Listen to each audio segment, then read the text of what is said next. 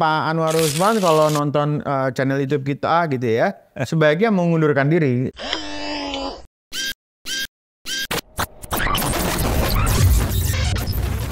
Halo sahabat integritas, jumpa lagi di program Buka Kartu.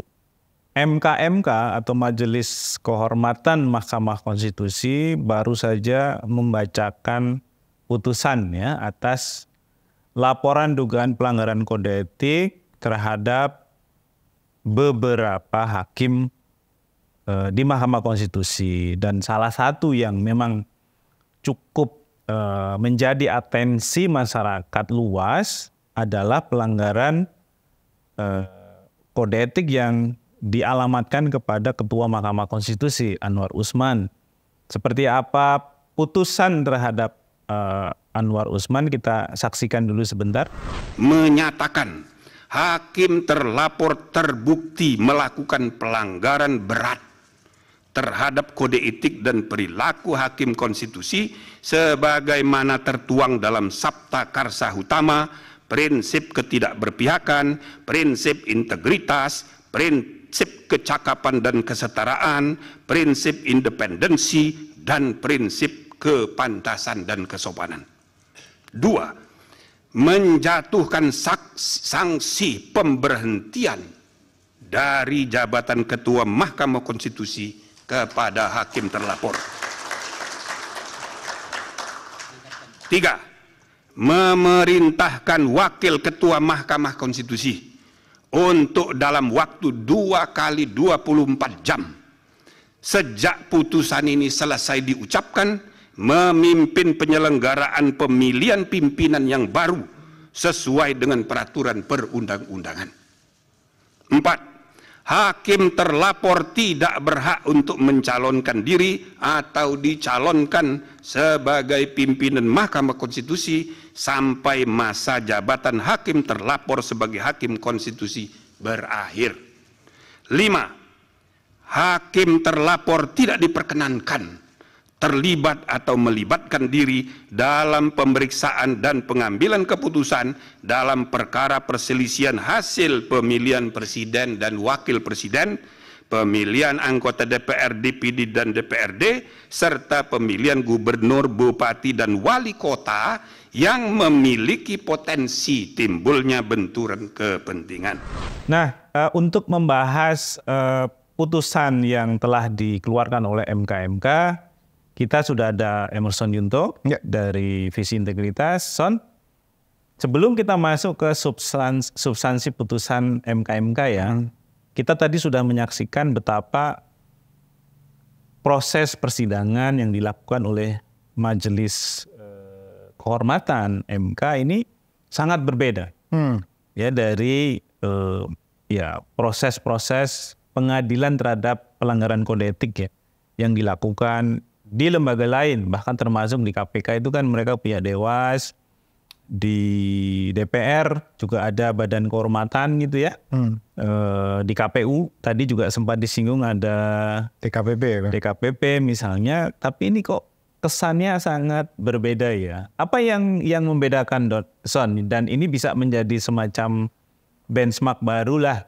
ya, bagaimana pengadilan terhadap pelanggaran kode etik itu semestinya seperti yang kita saksikan bersama-sama tadi. Ya, memang ini harus diberikan apresiasi ya, apa yang dilakukan oleh Mahkamah Konstitusi lewat Majelis Kehormatan Mahkamah Konstitusi ini. Dia memeriksa putusannya dibacakan secara terbuka gitu ya. Jadi disampaikan juga soal pertimbangan, kemudian amar putusan secara terbuka. Nah, ini agak berbeda dengan institusi yang lain. Tadi Atan sudah sampaikan di DPR punya Majelis Kehormatan atau Badan Kehormatan, kemudian di KPK ada Dewas dan sebagainya, yang kecenderungannya tertutup. Tiba-tiba misalnya ada pelaporan, mungkin pelaporannya disampaikan, tapi proses pemeriksaan sampai pembacaan putusan publik nggak tahu begitu ya.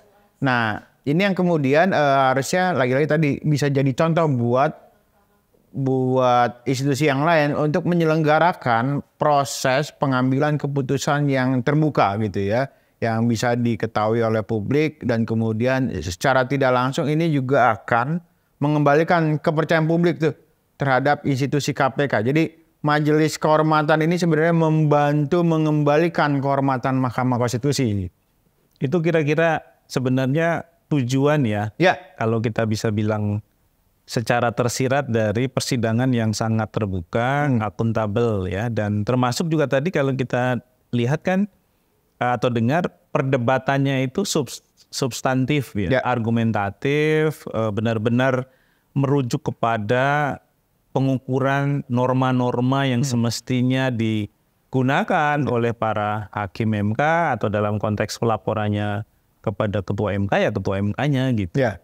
Itu kan memberikan kesan yang sangat mewah gitu ya, bahwa proses ini adalah proses yang bisa dipercaya. Ya, betul. Sehingga masyarakat juga merasa bahwa apa yang mereka keluhkan selama ini, mereka protes selama ini, dan mereka tunggu juga dari mekanisme persidangan terhadap pelanggaran kode etik, akhirnya juga menemukan titik terang yang lebih jelas ya. Meskipun tadi ada dissenting opinion ya, dari salah satu anggota MK. Nah, menurut pendapatmu Son, ini kan ada dua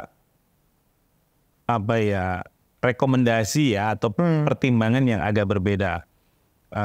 Pak Jimli dengan salah satu anggotanya menempatkan pelanggaran berat yang dilakukan oleh Ketua MK Anwar Usman diganjar dengan pemberhentian sebagai Ketua MK dan beberapa larangan-larangan lain yang terkait dengan proses mengadili perselisihan ya, hasil pemilu hasil pemilu untuk semua semua pemilihan ya, baik pemilihan presiden, DPR, kepala daerah gitu ya.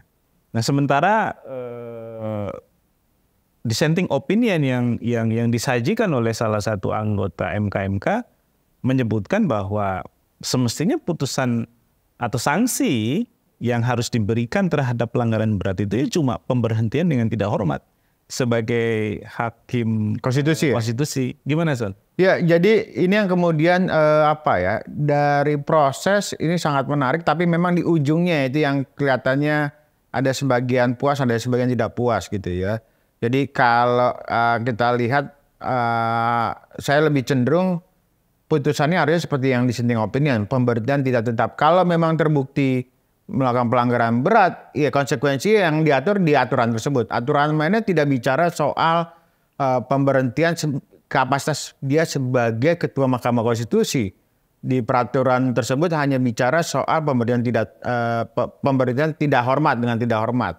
Nah, ini yang kemudian saya nggak tahu bahasa apakah kompromi atau sebenarnya pilihan-pilihan bijak gitu ya untuk tidak menimbulkan kegaduhan yang diputus Majelis Kehormatan ini. Jadi putusannya kan pertama ya tadi tanda kutip harus berhenti sebagai Ketua Mahkamah Konstitusi, kemudian tidak boleh mencalonkan lagi sebagai ikut proses pemilihan pimpinan Mahkamah Konstitusi sampai masa berakhirnya gitu ya. Nah, apapun pilihannya ini pastinya akan memberikan pengaruh terhadap kredibilitas dari putusan yang kemarin diputuskan oleh Anwar Usman ya. Meskipun anggota MK atau Majelis Kehormatan MK tidak memberikan ruang bagi adanya koreksi atau pembatalan terhadap putusan terkait dengan persyaratan usia cawapres. Betul. Memang ini akan jadi dilematis ya kalau misalnya Majelis Kehormatan menganulir putusan, ini akan jadi semacam mekanisme banding di Mahkamah Konstitusi. Dan saya menduganya kalau itu muncul, presiden ini muncul, ini akan tanda kutip banjir atau banyak putusan banding tanda kutip. Ketidakpuasan terhadap putusan Mahkamah Konstitusi kemudian dinaikkan ke Majelis Kehormatan.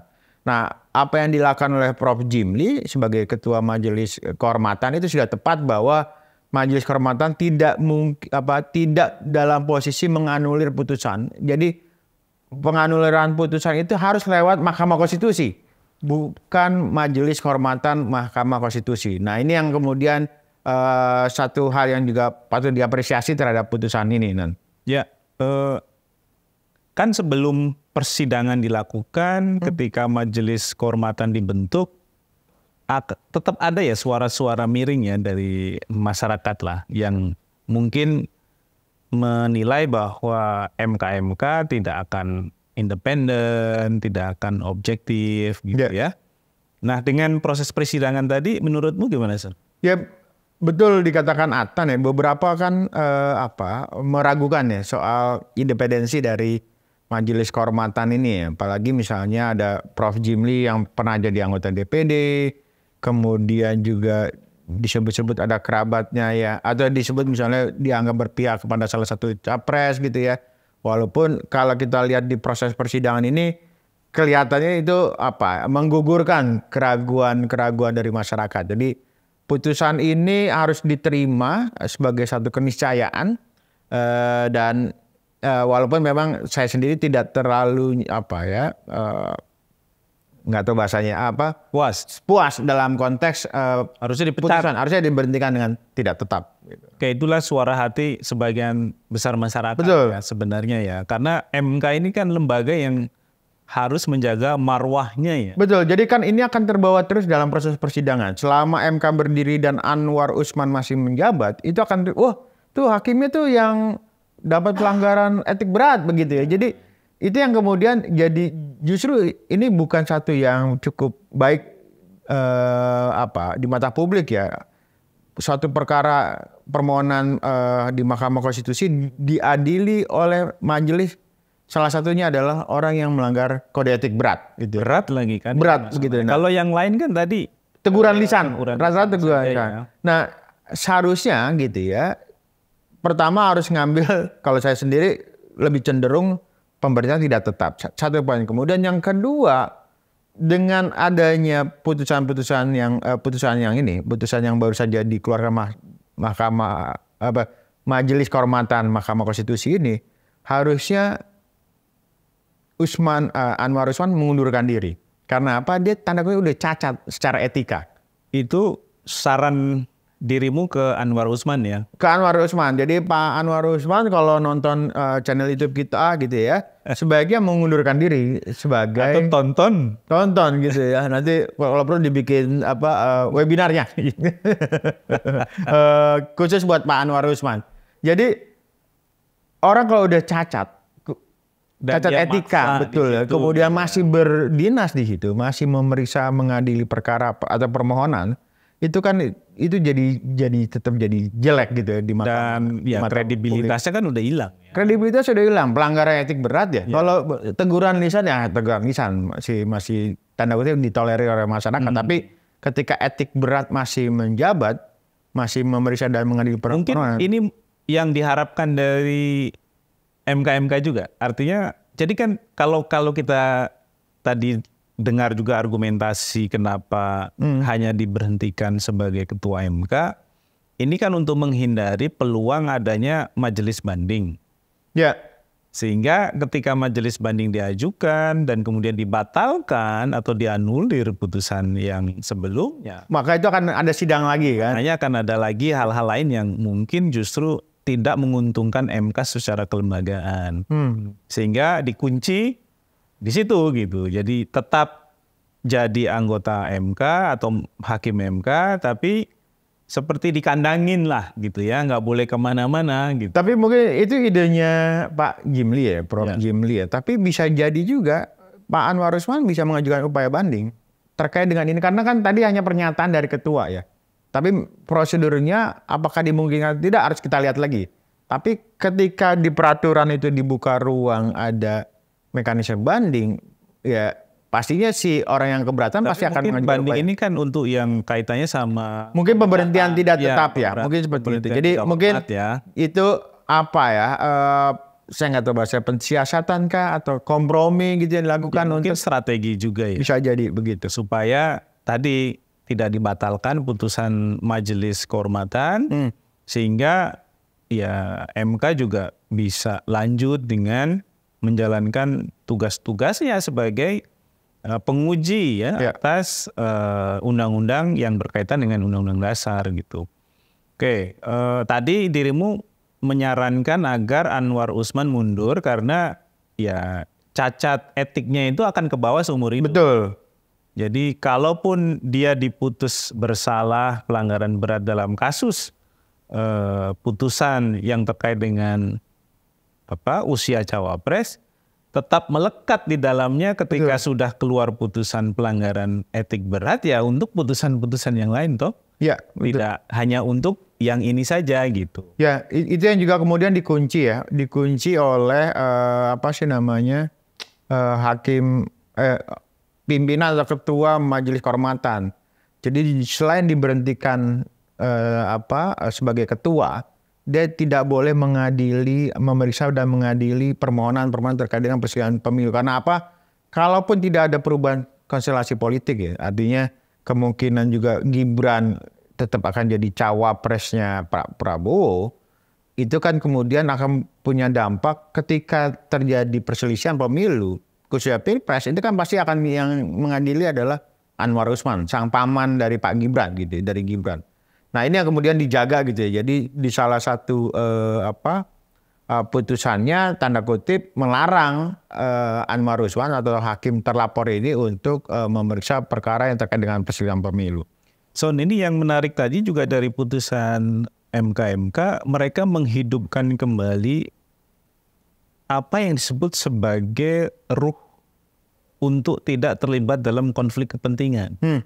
Ya, selama ini kan sesuatu yang hilang sepertinya. Betul. Ya di dalam pertimbangan-pertimbangan pejabat publik dimanapun ya, nggak hanya di dalam konteks putusan MK kemarin, tapi ketika mengangkat pejabat tertentu, mengambil keputusan soal anggaran dan lain sebagainya, itu kan banyak sekali terindikasi ada konflik kepentingan. Tapi selalu alasannya kalau diingatkan, ya konflik kepentingan yang mana, kan nggak ada urusannya sama keluarga saya dan lain-lain. Dan ketika Anwar Usman diperiksa, ya salah satu yang juga tadi dijelaskan di dalam persidangannya atau pembacaan putusannya kan, ya Anwar Usman sendiri merasa tidak melanggar konflik kepentingan gitu. Sebegitukah sulitnya para pejabat publik kita menerima konsep soal pengaturan konflik kepentingan gitu. Sesuatu yang semestinya tadi dalam putusan itu disebutkan harusnya seorang hakim sudah bisa mengambil keputusan sendiri terkait dengan soal itu gitu. Ya ini sama aja seperti penegak hukum yang melanggar hukum atau pemberantas korupsi yang tersandung dalam kasus korupsi. Dia sebenarnya paham gitu kan. Paham soal isu soal korupsi, hukum, termasuk juga soal konflik kepentingan. Saya sih menduga ya nggak mungkin juga hakim konstitusi yang punya pengalaman malang melintang di dunia hukum nggak paham soal itu. Jadi yang dilihat lebih tepat adalah soal pengabaian. Jadi dia paham tapi diabaikan sama itu. Nah jadi di kasus ini dan kemudian kalau menarik dilihat dari beberapa permohonan-permohonan tadi adalah pertama yang perlu juga didorong ke depan harus ada kesadaran pribadi. Ketika ada potensi konflik kepentingan dia harus mundur. Kemudian yang kedua, kalau misalnya rekan-rekan yang lain atau sekeliling misalnya hakim yang bersangkutan melihat ada potensi konflik kepentingan, dia harus ingatkan itu gitu. Jadi itu yang kemudian ada istilah muncul tadi isu soal pakeu, jadi tidak mau menegur dan sebagainya karena ya itu kolega dia dan sebagainya. Ini sebenarnya harus atasan atau pimpinan. Nah ini yang kemudian harusnya dengan adanya putusan ini harusnya membuka lagi kultur budaya untuk ya kalau ada konflik kepentingan ya jangan terlibat gitu ya. Nah cuma saya nggak tahu kan ada juga guyon begini, dia nggak ada konflik kepentingan kok karena kepentingannya sama kan begitu. Kepentingan si pemohon dengan si Pak Anwar Usman. Jadi nggak berkonflik. Tidak berkonflik, justru berteman. Siapa yang bilang berkonflik? Maksudnya nggak ada konflik kok. Kepentingan yang kawan. Betul.